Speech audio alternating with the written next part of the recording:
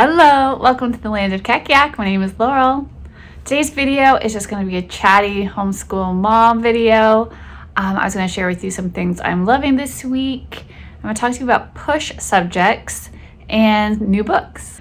But let's start with this week, things I'm loving. Look, this is more on a personal note, but I've shared part of the story with you about myself in the past, is that I am a chronic migraine sufferer. It really started when I was in high school.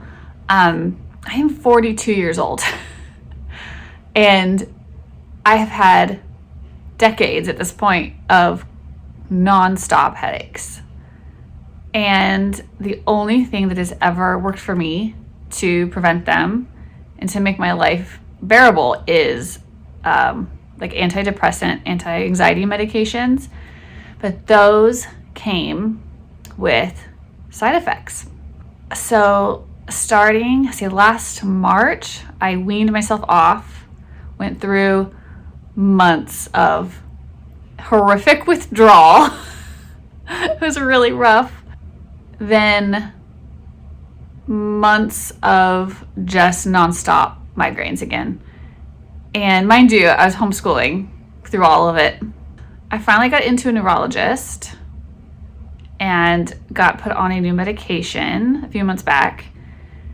And it's taken several months, but I think it's finally built up enough in my system that it actually is working. I just realized this week that this was the first week that I hadn't had a migraine in about 8 months, that I wasn't in some kind of part of my headache cycle. And I just kept every day waking up being like, is this really happening? Do I not have a migraine? It's not that I don't have any type of pressure or any type of headache ever at all, but like not a migraine, right? Like definitely doable. I can function and I haven't needed to take medication for it. I think I may have taken a leave one night, but that's just because I didn't get any sleep. So I didn't get a headache from sleeping. But I just thought I would share that because I know other people have talked to me about it since I shared about that, struggle that I have, and that they also suffer from migraines. And just for anybody this is not medical advice or anything, but people probably are like, what are you taking? The name of the medication was Quilipta, and it's a pretty new medication. Of course, my insurance didn't want to, I had to work with them, but they're finally paying for it. Otherwise, I definitely couldn't afford it. It was like insanely expensive. But this week was like such a good week. I was just saying so many thank yous to the Lord for this reprieve. And I really saw it in my homeschool. I just felt so much more productive, so much more able to engage with my kids. Just able to pick up, just doing a little, even like extra chores around the house this week, which really helps our home life, when like the laundry's getting done. Because I'm not like in bed with like ice packs all over my head or whatever. Anyways, I praise the Lord. I just wanted to share with you guys that that's something I'm loving this week. It just really impacted our homeschool. The other thing I've been loving this week, well, I've been loving this for a little while, but it's kind of newer to the homeschool, is a new system. So I love systems. I love streamlining things. I love simplifying things. Sometimes I feel like I go through stages where like, because I want to add things or try things, I go through these like periods of kind of where homeschool has gotten more complex, and I like, and it feels necessary. You guys I'm sure everybody's been there, because you see something like, I want to try that, like maybe that would really add to something or whatever, only to find that it's really gumming up the works. And then you're kind of stuck in this weird spot where like, do I let something go? Like, should I just not do it, or should I let something else go? Like, and you're in this headspace where you're like weighing stuff, which is stressful and takes just a lot of brain power, just all this like weighing of things all the time. I love sticking to a plan. I love simplicity of that, but this real life is stuff will always catch your attention. You'll want to try. Anyways, I feel like I had kind of been in a period of time where I was like adding things and trying new things, and it just wasn't really, I'd had a plan that I was kind of deviating from. So things aren't going to go as smoothly, right? So I kind of went through a period of readjusting my plan, which was, and I've been kind of showing them a new notebooking system. I went to it for my two youngest, my 4th grader, my 1st grader. I went to a 2 notebook system. I'll show you Bo's first. So our language arts program is based around the McGuffey readers. So I have I had made those companion notebooks, right, to go along with it. And this is where I do all of his, reading and writing, on paper work is in here. And then that's paired with, I made the Everything Else notebook series. Level 0 would go along with that. And there's several versions that come with this. We are currently they all have 3 subjects in them. This one is Bible, social studies, and math, because that's what we were doing. As soon as we're done with our social studies, I'm just pushing through history right now. We're gonna do science, so then it will be Bible, science, and math, right? I have one that I can print out for that. And then if I ever didn't, want to do, if somebody ever didn't want to do, if they didn't want to do Bible, it would be, and they wanted social studies, science, and math, there's a 3rd option in there too. But these are all notebooking, right? Notebooking has really simplified our homeschool, and I love it. It's so versatile and just open and go for us. So that gets all those subjects, and then I've just been having him do his spelling separately in his spelling workbook. So this is what all his schoolwork is, all his work is contained in here, in that notebooking system. So he just finished one. I just printed him out another one. I changed the color of the background though. I wanted to try blue. So we just started a new one. This system's been working out so well for us. I'm really happy about it. And then William does something similar, but he's gone different levels. He's in the 3rd McGuffey reader. So he's got his 3rd revised reader companion notebook. And we've got language arts pages in here to go along for him to fill out. He has 3 pages a day he does with his McGuffey lessons. And I finally, when we started it, this was new to him. The system was newer. He'd been using my unofficial RC notebooks before. So I had to kind of train him up on these new pages that are in the language arts, right? The companion notebook for the 3rd reader. But he's to the point where he can pretty well do all the pages by himself. And I still, especially on the first day, there's certain parts I'm still giving him some information, and we're kind of looking through that stuff. But he's getting very largely independent, except for the information that I feel is helpful to give to him. And then he's got his Everything Else notebook as well. He's also doing, Bible, social studies, and math, because those 2 boys are synced up with whatever our family subject is right now, which is social studies. So these are he's doing so well with these. But I was going to show you his pages really quick. It's just, he's got a Bible page, he's got his Bible reading, he's got some questions, and then a notebooking page for his social studies, whatever we're covering. I've just been doing that. He has his math pages. He just does his math work in here, right? And I check it. Super simple. It's working out super well. And then he has his own spelling workbook, right, that he's working from. So I'm just loving these systems. They are really working out well for time management. The kids are getting really independent with them. I'm really pleased with their independent work and how much they're able to do on their own. And it keeps everything contained and tidy. And yeah, so I'm loving our systems, and that was new to William. So it took a lot off my plate, right, to make those adjustments. It was stressful for me to decide what to change and let go. But it's been a relief. I'll just say it's been a relief. So that's going really well. And what else is new with William with his curriculum is for his independent reading time. I've given him, we've moved on to this assignment, the book notes and summary. He is reading right now from the Easy Peasy 4th reader. And what we do is, he looks over the lesson that's in the book. It's just pretty simple. And you can see, it has these pages, chapter notes pages, right? And we fold it in half and use it as a bookmark. But he takes his chapter notes on here.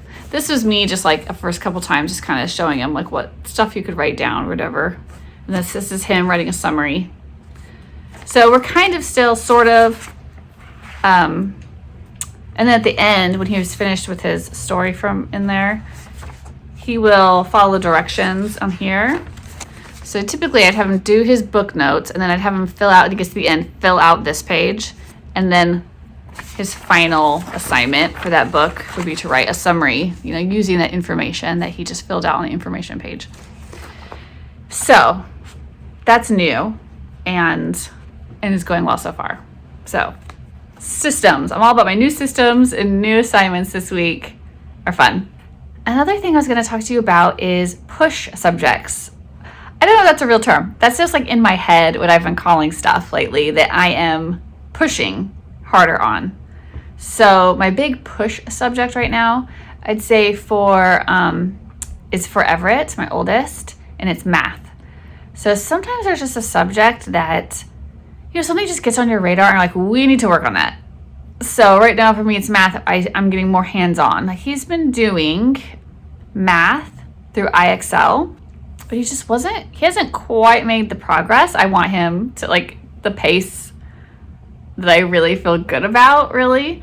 So I was like, I'm going to be hands-on with him on this. So it's not really going to be independent for him. He actually takes his little chair and pulls it up to the front of my desk, and we just sit across from each other, and I'm literally working with him every day on math. And to be honest, I mean, he's an 8th grader, but I was still finding that he was not knowing certain math facts, like multiplication and division. He didn't have it. And it was really slowing him down in his work, and it was like causing errors. So I was like, listen, we're just going to stop, and we're just going to go through math facts again. Like, I know it's been a while since we've done them. I feel like I thought he had them, but I never really did the division. I never really had him do division. I think I really just had him drill on multiplication in the past. So I made sure that we were working on both multiplication and division this time. And we've been using like a combination of resources. Like, we're just going all out on this. Okay, so number one, I have this little box. This is his current like math facts. So we've got, of course, flashcards, like our multiplication ones, and then the division ones, right? And then I picked up these a while back, the wrap-ups. You seen these? I'll link all these for you in the description box. The wrap-ups, multiplication, division in there, and then I got the workbooks that go along with it for multiplication, division. And I printed out I have my own, worksheets, multiplication, division, math fact worksheets. We're doing all of it, and I'm and I'm recording everything that we do every day. We will start with flashcards. We will do, usually these are trailing the facts that he's covered in these, because these really go over like in a conceptual way about multiplication and division. Let's say, it's like twos or whatever you start with. So we'll start with the twos. We do twos multiplication, and then I would do twos worksheets, right? And then I would do twos division and two division worksheets, right? And we're always reviewing, and as soon as we get through all those worksheets, then we would move on to using these for the next, math facts group. Let's say we've moved on to fours or something, right? We've done twos and fours. And I do kind of have my own, progression. I follow the progression that I use in my worksheets. I like the order of which facts to teach for a particular reason. And so, yeah, we have been working using all of these, and I have this little pile on my desk right now, and until we get through it. Okay, then I'm thinking forward, right? I also still have, when we get through those, I'm planning on still using my no prep math games. I use these with dry erase markers, division and multiplication. And that will be our warm-up for math, because I think that's what happened before is you can drill and drill and drill, and the kids like seem like they know the facts, but then you move on and they kind of dump, the brain just kind of lets a lot of it go. So we're going to continue. We're going to do warm-ups, multiplication and division warm-ups for a while. Okay. The other thing I did was I because I'm concerned, he's an 8th grader, and I'm concerned about him getting up to where I need him to be to make sure he gets all of his classes in high school for graduation. I believe in South Carolina, I believe he has to take Algebra 1 and Geometry to graduate. Which sure, we still have time, it's fine. But what I do have is this book, Everything You Need to Ace Math in One Big Fat Notebook, and the Complete Middle School Study Guide. So I have this, and I've had that book for a while, and I just found out that they have a workbook that goes with it. So I bought this too. So when we are done going through our math facts, I'm going to sit here with him, and we're going to do math together. This is like, you guys, math is my least favorite subject. It was at least when I was in school, and I've kind of enjoyed it with his younger brothers, but Everett, part of the difficulty with him is that he was public schooled all the way up to the beginning of 4th grade, and I pulled him out, and partly, a lot of it was for academic reasons. He just, especially math, like I didn't feel like he was learning much. Like they kept telling me he was at grade level, but it's just, I'm like, but he doesn't know any math facts and stuff, And so I have been, math has been the bane of our homeschool ever since. I do feel like he's getting to an age and a maturity level, and that he is learning his math. He is learning these math facts. I'm very happy with how he is acquiring them right now. And so I just think that he's one of those kids that he really does best in an interactive environment. I noticed that it's one of those things where you're like, what's going on with this student? Like when you talk to them, when you have, like we love writing and rhetoric, and he loves that, and in history and things that we're talking back and forth about. But things where it comes to just being straight independent, like here's this book, just do this. It's a real struggle to, and you're like, but I know you're smart, like because you were like interacting with him and talking to him about all these other things. And I'm like, I just think that's what he needs. Like he needs that stimulation of like, and it may be an ADHD thing, that it's helpful to have another person like working with you. And, when you're just like given a book and given work and told just to do it, it's easier to drift off or your mind to be pulled in other directions. So because I just really need him to get this content in his head, this is going to have to be a push subject, right? I'm pushing it. I'm putting an effort into it. So here I am. And it's really, I don't mind. I actually kind of like the time with him. He's a sweetie, and I love seeing his progress, especially if there's like a subject that's been a struggle. To see them improving is like so encouraging, and like it just warms my heart, So, and I love the chance to say, look, like you're doing a lot better on that, and then like see the look on their face, like even big kids, like they like a compliment from their mom, Anyway, so this will be my next step. Just in case I hate those, I also bought these. So these are meant to go along with the IXL programs. I got 6th, 7th, and 8th because I'm just trying to make sure he actually has covered everything he needs for middle school.